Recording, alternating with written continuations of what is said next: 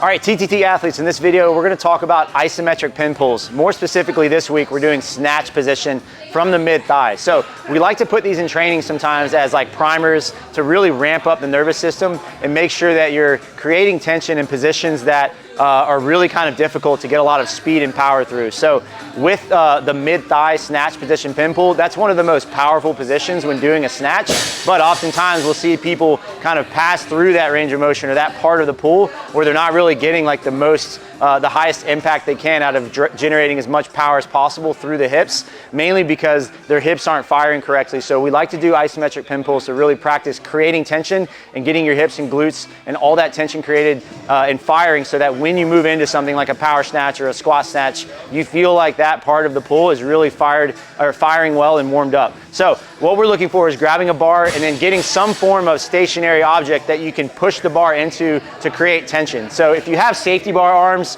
I would highly recommend that, because they're gonna be stable and you're not gonna feel like they're gonna flip around or break or anything, but most gyms don't have access to that, so using J hooks is perfectly fine. And what we're looking for when we set up,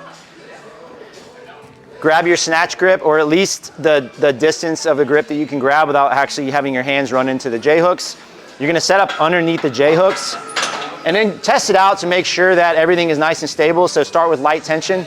But when we're doing these clusters, which is what's in training for the day, you're basically setting up as if you're at the top of your snatch pull in that mid-thigh position, and you're trying to simulate that same position as if you were pulling from the ground, but you're pressing your feet into the floor and you're pulling with max effort tension for 5 seconds, 3, 4, 5, and then you're gonna rest for 10 seconds.